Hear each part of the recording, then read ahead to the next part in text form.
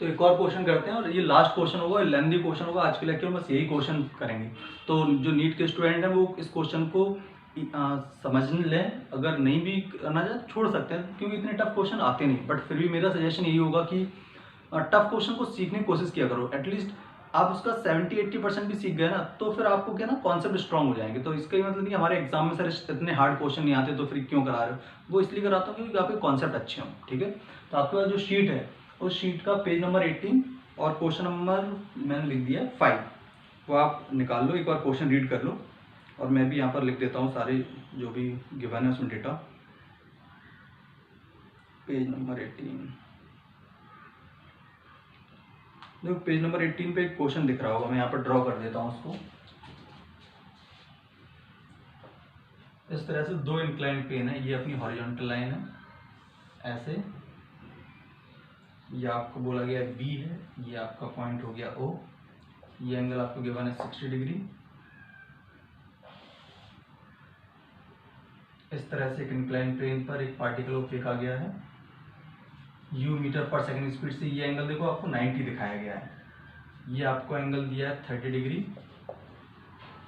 ये जो पॉइंट है जहाँ से प्रोजेक्ट किया है उस पॉइंट को बोला है P, जिसकी हॉरिजॉन्टल से हाइट जो है ना, ये हाइट आपको स्मॉल h गिवन है और इस पॉइंट को बोला है P पॉइंट। और कुछ गिवन है, u का वैल्यू गिवन है 10√3 मीटर पर सेकेंड, और ये बोला गया ये ऐसे मूव करता हुआ जाहिर सी बात है इस इंक्लाइन प्लेन को यहाँ हिट करता है। अब देखो क्या क्या पूछा गया है, आपसे पूछा गया velocity with which particle strike the plane OB, जिसके आंसर्स आपके पास होंगी है ना, बाद में मैं चेक करके आपको मतलब आप चेक कर लेना, बाद में हम इनको मैच कर लेंगे सारे आंसर या 1 बाय 1 करके कर लेंगे जिससे कोई मिस्टेक ना हो।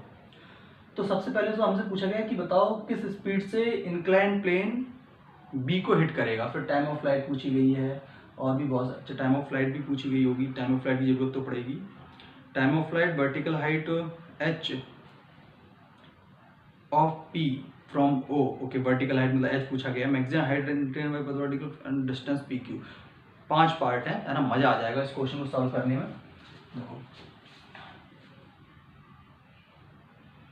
थोड़ा डायग्राम अच्छा बनाते हैं, आपने डायग्राम तो आपके पास है ही तो मैं इसको हटा देता हूँ, आपको ये पता है h है ही।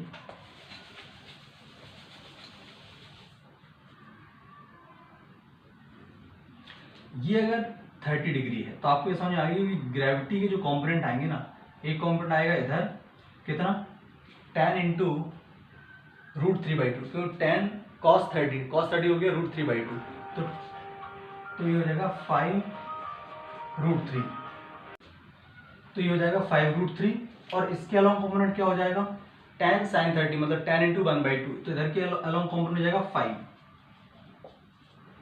मीटर पर सेकंड स्क्वायर, सॉरी एक्सेलरेशन होगा ना ये। तो अब हमने लॉजिकली सोचा इस प्रोजेक्टाइल, ध्यान समझना, it's a very good problem, इस प्रोजेक्टाइल के लिए अगर हम बात करें तो एक तो ये एक्सिस हो गई और दूसरी एक्सिस हो गई ये, तो इस एक्सिस को आप बोल दो x और इस डायरेक्शन को बोल दो y, पॉजिटिव y, जो भी आप मानना चाहो है ना, उससे कोई फर्क नहीं पड़ता कि पॉजिटिव x किधर माना, पॉजिटिव y किधर माना, क्या माना।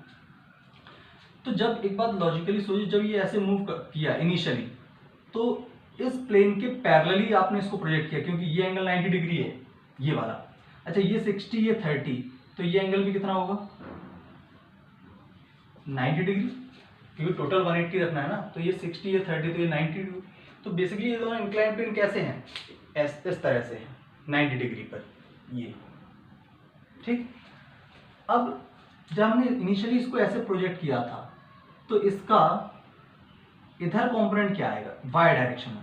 देखो अगर हमने इनिशियली इस डायरेक्शन में पार्टिकल को प्रोजेक्ट किया ना 10√3 मीटर पर सेकंड की स्पीड से, तो इस डायरेक्शन में स्पीड क्या है 0, ओके।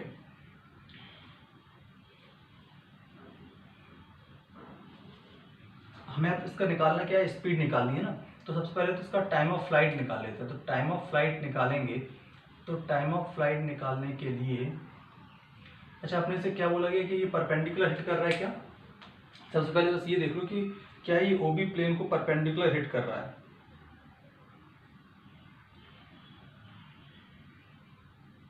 हाँ OB पर परपेंडिकुलर हिट कर रहा है, मतलब जब ये हिट कर रहा है ना तो इस डायरेक्शन में हिट ऐसे हो रहा है 90 डिग्री पर, बस ये देखना था। अब एक बात लॉजिकली सोचो, इनिशियली फेंका था ऐसे और उसका इस डायरेक्शन में कोई कंपोनेंट नहीं है, फाइनली जब वो आया तो वो प्योरली इस डायरेक्शन में आया क्योंकि परपेंडिकुलर हिट कर रहा है, तो इसका इधर कंपोनेंट क्या होगा x के अलोंग 0। तो लॉजिकली सोचो, अगर हम बात करें v u x तो कितना है tan√3, हम बात करें u y तो वो है 0। जब वो पार्टिकल यहां टकराया किसी पर्टिकुलर स्पीड से, मान लो v स्पीड से टकराया, तो उसका vx कितना हो गया 0, क्योंकि वो इससे परपेंडिकुलर टकराया तो इस डायरेक्शन में कोई कंपोनेंट नहीं आएगा, वो 0।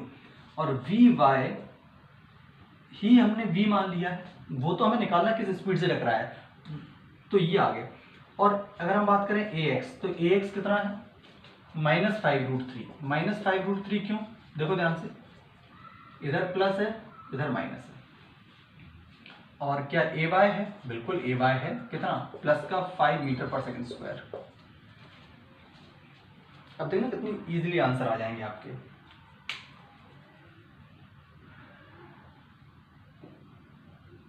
टाइम ऑफ फ्लाइट तो एक लाइन में ही आ जाएगा, v = u + at अप्लाई कर दो। देखो टाइम ऑफ फ्लाइट की अगर हम बात करेंगे तो उससे पहले अगर हम स्पीड की बात कर ले तो हम स्पीड के लिए अप्लाई करेंगे v किस स्पीड से टकराया है, v = u + at, टाइम तो निकालना ही पड़ेगा। तो सबसे पहले तो हमें टाइम ऑफ फ्लाइट निकालना चाहिए। पहला पॉइंट हम कैलकुलेट करेंगे टाइम ऑफ फ्लाइट। तो टाइम ऑफ फ्लाइट क्या सिखाया था, टाइम ऑफ फ्लाइट ये सिखाया था कि बेसिकली जितनी देर पार्टिकल एयर में रहेगा उसका जितनी देर एयर में रहेगा उस टाइम को क्या बोलते थे, टाइम ऑफ फ्लाइट। और हमें दो चीजों पर डिस्कशन करना है, एक टाइम ऑफ फ्लाइट और एक स्पीड, है ना। तो लॉजिकली सोचो एक्स डायरेक्शन की अगर बात कर लेते हैं तो एक्स डायरेक्शन में अलोंग एक्स डायरेक्शन अगर हम v = u + at अप्लाई कर दें, क्या अप्लाई कर दें, v = u + at। ऐसा इसलिए कर बच्चे, कैसे ये टाइम ऑफ फ्लाइट आप डायरेक्ट किसी फॉर्मूले से क्यों निकालो, मैं आप वो भी सिखाऊंगा, लेकिन हम पहले कॉन्सेप्ट से सीखते हैं, क्योंकि उससे ना ये हाइट अभी पता नहीं है। अगर ये पता होता ना तो मैं आपको एक लाइन में करवा दूंगा, ये पता चल जाए एक बार कौन सा OP डिस्टेंस, तो काम बन पाएगा, है ना। खैर अभी तो समझते हैं, हमने x डायरेक्शन में v = u + at अप्लाई कर दिया। v कितना हो गया x डायरेक्शन में 0, u कितना x डायरेक्शन में tan√3, एक्सेलरेशन अलोंग x कहाँ है, ये रहा -5√3 इंटू टी। इससे जो t निकल के आएगा क्या वही टाइम ऑफ फ्लाइट होगा, बिल्कुल। तो t = क्या हो जाएगा tan√3/5√3, 2 सेकेंड। आप आंसर पीछे देखो, टाइम ऑफ फ्लाइट 2 सेकेंड के बाद होगा, क्लियर है। लो आगे 2 सेकेंड, है ना, टाइम ऑफ फ्लाइट आ गया आपका। तो पहला एक आंसर आ गया आपका टाइम ऑफ फ्लाइट का। अब सेकंड आपको बोला गया था किस स्पीड से टकराया, तो ध्यान समझो, किस स्पीड से टकराया ये पता करना है, तो वाई डायरेक्शन में फिर से अप्लाई कर दो। इसका सेकंड पॉइंट, किस स्पीड से टकराया, तो वाई डायरेक्शन अप्लाई किया, vy uy + ay into T. तो vy तो निकालना है, तो जैसे हमने क्या एज्यूम किया है v, uy कितना है, वाई डायरेक्शन इनिशियल स्पीड 0 है, एक्सेलरेशन y में कितना है 5 इंटू 2, तो आया 10 मीटर पर सेकेंड। तो आप सेकंड आंसर देखोगे तो आपको 10 मीटर पर सेकेंड आंसर दिखाई दे रहा होगा। तो दो आंसर हमने निकाल लिए कि कितनी स्पीड से टकराया, दैट इज 10 मीटर पर सेकेंड, कितना टाइम ऑफ फ्लाइट है, दैट इज 2 सेकेंड। क्लियर है ये चीज, ओके। तो स्क्रीन स्टॉप करके नोट करो, फिर आगे बढ़ते हैं। इसमें अभी 3 पॉइंट और डिस्कस करने हैं अपने को।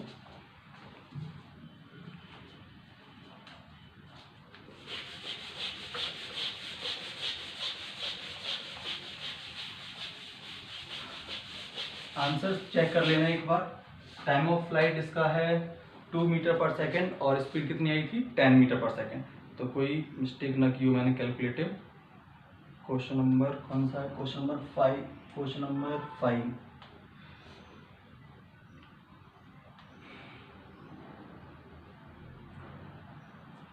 क्वेश्चन नंबर 5 कहाँ पर है,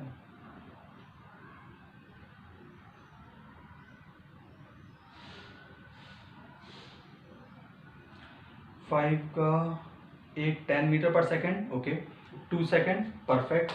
फिर एक आंसर है 5, फिर एक 16.25 और 25, 16.25 और 20, ओके। थर्ड निकालना क्या है अपने को, थर्ड पॉइंट में कैलकुलेट करना है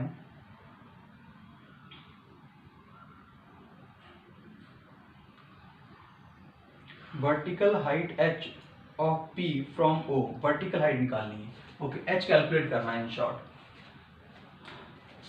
तो इसको मैं थोड़ा सा यहाँ हटा देता हूँ,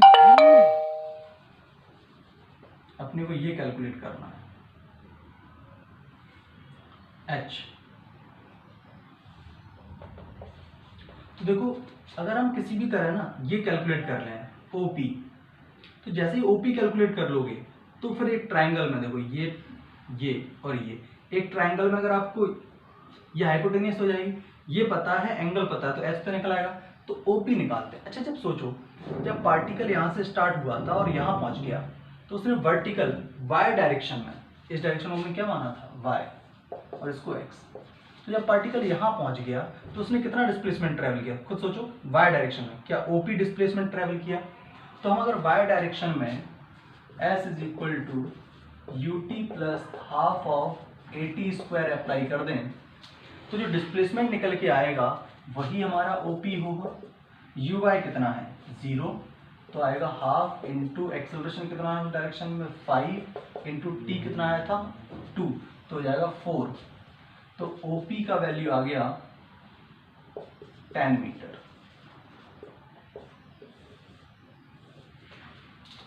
और एक बार OP मिल गया तो इस ट्राइंगल में ध्यान दो, कौन सा ट्राइंगल, ये इसमें sin 30 अप्लाई कर दो तो sin 30 इज इक्वल टू क्या हो जाएगा, sin 30 इज इक्वल टू हो जाएगा h अपॉन 10, तो h इज इक्वल टू क्या हो जाएगा 10 into half, that is 5 meter, answer. लो h का वैल्यू आ गया। तो ये थर्ड पॉइंट हमने कैलकुलेट कर लिया। अब हम कैलकुलेट करेंगे फोर्थ पॉइंट और फिर फाइनली फिफ्थ पॉइंट जो डिस्टेंस पूछा गया आई थिंक उसमें, तो ये नोट करो आप, फिर फोर्थ पॉइंट पे चलते हैं, है ना। तो ये सिर्फ क्वेश्चन इसलिए करा रहा हूँ कि आपके मन में कॉन्फिडेंस आ जाए कि एक इंक्लाइन प्लेन हो, दो हो, कोई दिक्कत नहीं, परपेंडिकुलर फेंको, कैसे फेंको, बस कॉन्सेप्ट समझ आनी चाहिए आपको, है ना।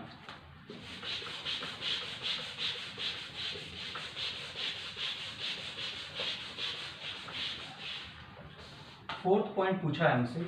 अच्छा, इस डायग्राम को थोड़ा सा लॉजिकली एक बात समझाऊं मैं आपको। अगर इस डायग्राम को जो ऐसे बना हुआ है इसको ऐसे घुमा दिया जाए या फिर ऐसे घुमा दिया जाए, है ना, तो थोड़ा और अच्छे से फील ले सकते हो तुम कि ये हॉरिजॉन्टल मोशन बन जाएगा। खैर उतना टफ एकदम से आपको बताऊंगा तो दिक्कत हो जाएगी। फोर्थ पे आते हैं, तो आपको ये बताया गया है ऐसे, ऐसे इसको ऐसे प्रोजेक्ट किया था आपने, और इस डायरेक्शन में एक्सेलरेशन भी पता है आपको 5√3 मीटर पर सेकंड स्क्वायर, और ये 10√3 मीटर पर सेकंड। और आपको बताना है मैक्सिमम हाइट कितना ट्रेवल करेगा। आप देखना ध्यान से कैसे कैलकुलेट कर सकते हैं। आप याद करो, मैं आपसे बोलता था एक पार्टिकल को ऊपर की तरफ फेंका तो ये मैक्सिमम कितनी हाइट जाएगा, तो आपने क्या फॉर्मूला, इसको भूल जाओ, क्या फॉर्मूला लगाया था, इस डायरेक्शन का स्पीड का स्क्वायर बाई 2 इंटू इसके अपोजिट डायरेक्शन का एक्सेलरेशन। जब हम वन डायमेंशनल मोशन पढ़ रहे थे काइनेमैटिक्स, उसमें क्या बताया था, अगर मैं बोलूँ एक पार्टिकल को हमने 10 स्पीड से ऊपर की तरफ फेंका तो ये मैक्सिमम कितनी हाइट तक जाएगा, तो आप कैसे निकालते थे, इस डायरेक्शन की स्पीड का स्क्वायर अपॉन 2 इंटू इसके अपोजिट डायरेक्शन का एक्सेलरेशन, ये किया था आपने। तो अगर मैं आपसे पूछूं इस 10√3 को एक ऐसे हॉरिजॉन्टल लाइन ड्रॉ की मैंने और एक ऐसे वर्टिकल लाइन ड्रॉ की,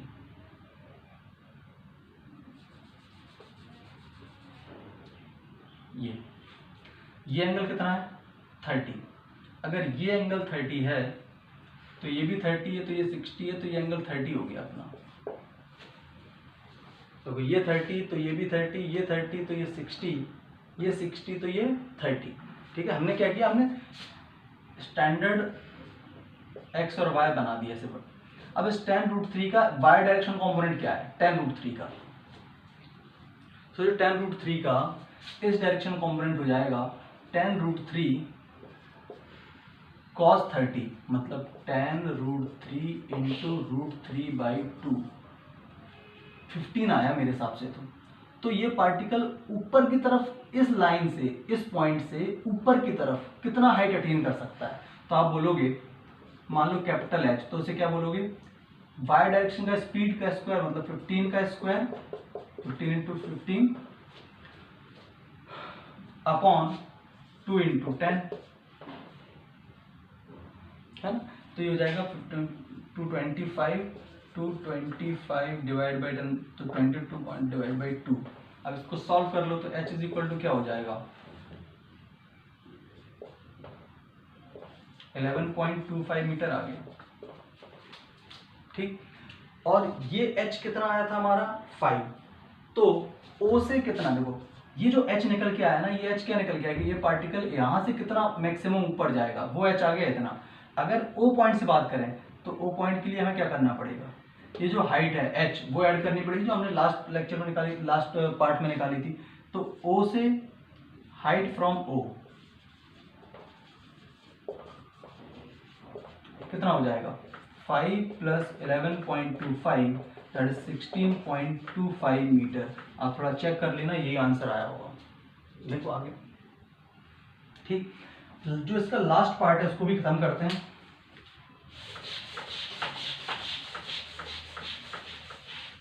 जो लास्ट पार्ट है ना उसमें डिस्टेंस पूछा गया है। तो देखो ये पॉइंट कुछ ले लेते हैं, पी क्यू, क्यू मान लेते हैं। ओपी हमारे पास है, अगर मैं ओ क्यू निकाल लूं तो यहां से यहां तक का डिस्टेंस तो ये है ना, वो तो सिंपली निकल आएगा। इसका स्क्वायर पाइथागोरस लगा देंगे, इसका स्क्वायर प्लस इसका स्क्वायर, क्या यही चीज हमारी डिस्टेंस एक तरह से देखा जाए, जो डिस्प्लेसमेंट है ना, पी पर था क्यू पर पहुंच गया, तो ये डिस्प्लेसमेंट हुआ हमारा एक तरह से देखा जाए तो हमें ओ क्यू निकालना है। अब ओ क्यू क्या है, ओ क्यू एक्स डायरेक्शन का डिस्प्लेसमेंट है। तो एक्स डायरेक्शन डिस्प्लेसमेंट निकालने के लिए क्या करोगे, एक्स डायरेक्शन में S is equal to U T plus half of A T square apply कर दोगे। ये 5th पॉइंट हम कैलकुलेट कर रहे हैं। तो एक्स डायरेक्शन में इनिशियल स्पीड कितनी थी, tan√3, तो आ जाएगा tan√3 into time of flight as 2 minus half into 5√3 into 4, तो ये हो गया 2। तो आगे 20√3 माइनस 10√3, तो मेरे हिसाब से आया 10√3। तो जो डिस्प्लेसमेंट है वही हमारा क्या है, OQ। अब ये OQ आ गया, OP है हमारे पास, ये हटा लेता हूं मैं, आप नोट कर लो इसको।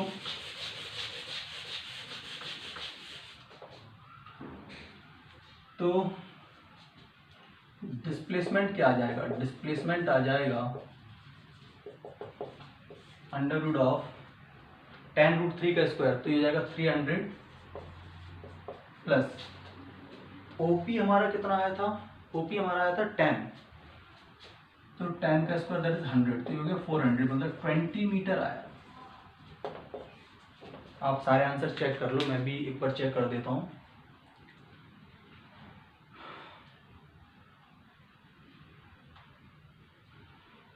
का क्वेश्चन नंबर 6 है, 5। देखो फर्स्ट आंसर आया था टाइम ऑफ फ्लाइट 2 सेकेंड, ठीक है, स्पीड आई थी 10 मीटर पर सेकेंड, ठीक है, एच आया था 5 मीटर परफेक्ट, डी का वैल्यू आया 16.25 एकदम एग्जैक्ट, ई का वैल्यू आया 20 मीटर। लो सारे आंसर आ गए, है ना। तो इस तरह से अपना इंक्लाइन प्लेन कंप्लीट हुआ, है ना। मैं फिर बोल रहा हूँ, नीट के क्वेश्चन, अगर ये क्वेश्चन एक बार में समझ नहीं आया तो कोई डरने की जरूरत नहीं, टफ क्वेश्चन है ना, तो आप इसको दोबारा से इस लेक्चर को फिर से देखो, तो आपको जरूर समझ में आएगा। और एक एक पॉइंट पे आराम समझो, आप पहले एक पॉइंट समझ लो, उसे नोट कर लो, फिर उसको खुद से एनालिसिस करो, नहीं आ रहा तो, है ना। जब आप ऐसे पढ़ने की हैबिट में लेके आओगे ना, तो आपको चीज़ें समझ आएंगी। आप क्या करोगे, पूरा नोट कर लो, फिर कहोगे यार ये तो बहुत टफ था, समझ में कम आया, तो आप क्या करो, एक एक सेगमेंट, पहले ए पार्ट, फिर बी पार्ट, फिर सी पार्ट, फिर डी, फिर ई, आप हर एक पार्ट को खुद से एनालिसिस करो, पक्का समझ आएगा आपको। और एक बार समझ आ गया तो आपका कॉन्फिडेंस लेवल इतना बढ़ जाएगा, आप कहोगे इंक्लाइन प्लेन में कोई भी क्वेश्चन है हमसे बन जाए, क्योंकि हमने उसका सबसे टफ वैरायटी कर ली, ठीक है। चलो तो इसके आगे फिर हम एनएलएम स्टार्ट करेंगे, है ना। रिलेटिव मोशन को मैं सोच रहा था कि अच्छा कॉन्सेप्ट है, आपको लाइव सेशन में हम कराएं तो क्या उससे ज़्यादा फील आएगी जबरदस्त, क्योंकि बहुत ही बढ़िया कॉन्सेप्ट है और मैं आपको एकदम फील करा दूंगा रिवर एंड बोट प्रॉब्लम, ये सारी प्रॉब्लम, ठीक है।